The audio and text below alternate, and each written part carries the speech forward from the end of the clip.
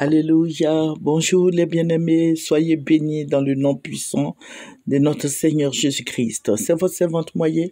Il faut aimer, il faut partager, il faut s'abonner. Alléluia. Que le nom du Seigneur Jésus-Christ soit béni. Nous allons présenter ce mon Seigneur, notre Père et notre Dieu, notre libérateur, notre forteresse et notre salut, notre guide.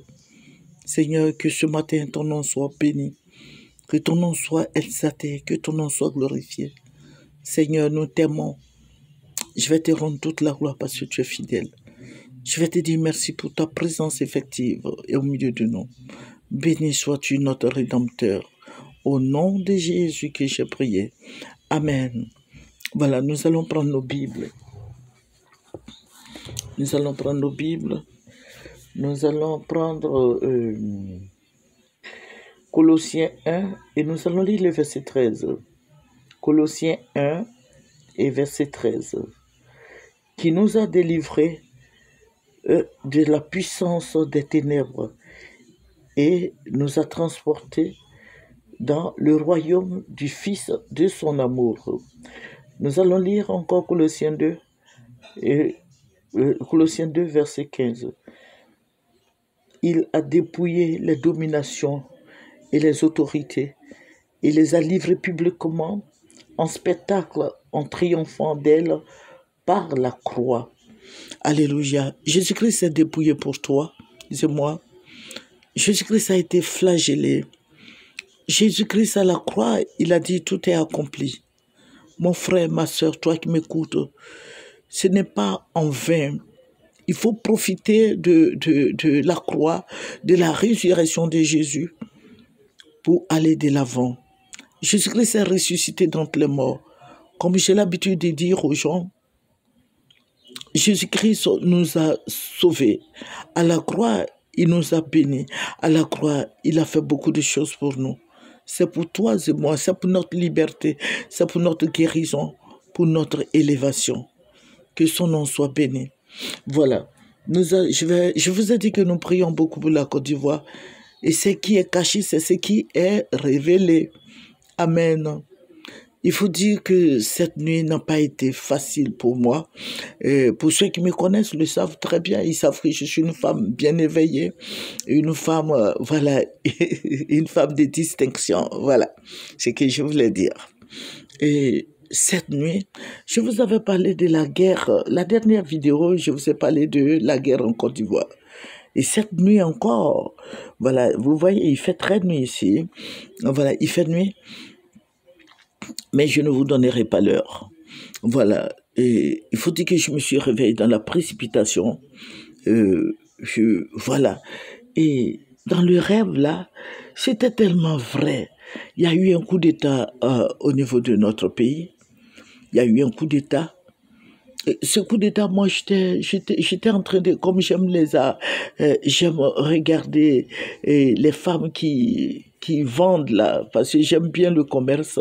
Et je regardais les femmes qui vendaient là. Et puis, j'étais arrêtée là, c'est comme si je voulais acheter des habits. Et j'ai vu les gens courir. Et je demandais, mais pourquoi toutes ces personnes-là courent? Il y a un monsieur qui était dans le marché qui me disait comme ça, qui m'a interpellé. Il m'a interpellé. Je dis, mais ce monsieur, je ne le connais pas. Il dit, fais vite et puis rentre chez toi. Que c'est la guerre. C'est un coup d'État. Et je vous dis, quand je suis sorti du marché, il y a quelque chose que je vais voir. Je vais voir un monsieur, il n'est pas trop grand de taille, il est bon, il a la taille moyenne, qui a donné l'ordre aux gens de tuer quelqu'un. Et sur place, là, j'ai vu qu'ils ont fait sortir, ils ont jeté un corps. J'ai dit bien, ils ont jeté un corps. Mais ce corps-là, cette personne qu'ils ont tuée, c'est le fils du président Gbagbo, il s'appelle, son grand-fils là, son fils aîné Claire là, le métis là, comment il s'appelle? Voilà, j'ai oublié son nom. Il s'appelle, voilà, le fils du président Gbagbo que j'ai vu, qui a été tué. Et les gens couraient de partout. Les gens couraient de partout. Ça pleurait, ça criait, mais le corps était là, mais les gens sautaient ce corps. Tout le monde courait, parce que chacun cherchait où s'abriter, chacun cherchait un endroit où se cacher. Mais c'était horrible. Il y avait des morts partout.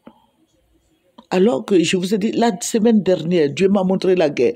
Ça fait depuis un mois, il ne se passe pas un jour sans que le Seigneur me montre la guerre en Côte d'Ivoire.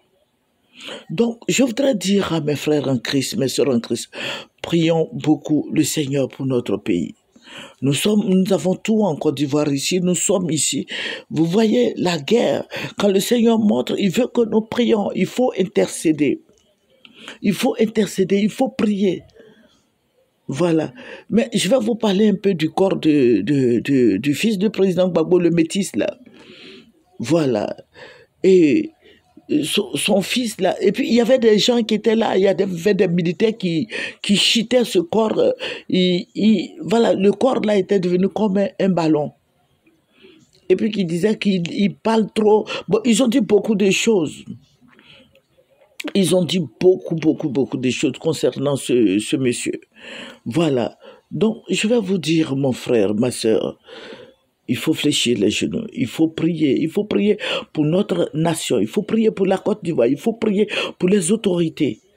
C'est un coup d'État, c'est une guerre, ça va déboucher sur une guerre, les gens vont se tuer, le sang va ruisseler encore, et c'est dramatique. Amen. Il faut prier pour notre pays. Il faut prier pour nos parents. Il faut prier pour nous qui sommes en Côte d'Ivoire ici. Il faut prier pour tout le monde. Prier pour tout le monde, les orphelins, les personnes âgées. Il faut prier. Il faut prier pour les autorités. Et puis pour le fils du président Gbagbo, son grand-fils métis là, il faut prier pour lui parce que sa vie est en danger. Voilà, donc c'est ce que le Seigneur m'a montré et je voudrais partager avec vous. Voilà, je vous avais enregistré une vidéo similaire. Je vous ai dit qu'il y avait la guerre, je vous avais expliqué. Et puis aujourd'hui encore, Dieu répète la même chose, mais cette fois-ci, il m'a montré un coup d'État. Un coup d'État et c'est le fils du président Gbagbo qui a été le premier, il a été le premier à être sacrifié, à être tué. Voilà, donc il faut soutenir tout le monde, il faut prier pour toutes ces autorités, il faut prier pour lui, il faut prier pour la nation ivoirienne. Il faut prier pour la nation ivoirienne. Nous ne sommes pas encore sortis de l'auberge. Il y a beaucoup de choses qui vont se passer. Voilà, il y a beaucoup de choses qui vont se passer. Voilà, je sais que ça va vous déplaire quand je vais dire... Il y a beaucoup de choses. Voilà, il faut dire que les vidéos que nous faisons, il y a des gens qui veulent que ça soit toujours bon. Non, mais je ne suis pas négative. Amen. Mais c'est ce que le Seigneur me montre que je partage avec vous et pour prier. Voilà, je ne veux pas que cela arrive, c'est pour ça que je partage avec vous. Voilà, donc il faut prier pour notre pays et il faut méditer la parole de Dieu. C'est la parole qui peut nous sauver. Il faut prophétiser. Je dis bien à tous les chrétiens de prophétiser sur le palais de la présidence. Il faut prophétiser sur le palais de la présidence. Voilà, il faut prophétiser sur la présidence, il faut prophétiser, continuons, ne te décourage pas. Il y a beaucoup de gens qui disent, mais quand est-ce... Non, moi je ne sais pas, mais ce que le Seigneur me montre qu'il y a la guerre, je vous annonce la guerre pour qu'on prie. Il faut qu'on s'unisse dans la prière. Amen. Voilà, donc nous allons terminer par la prière. Le Seigneur a montré, le Seigneur veut que tu pries pour ça. C'est un sujet délicat, il faut prier. Je ne peux pas trop rentrer dans les détails. Vous voyez qu'il y a beaucoup de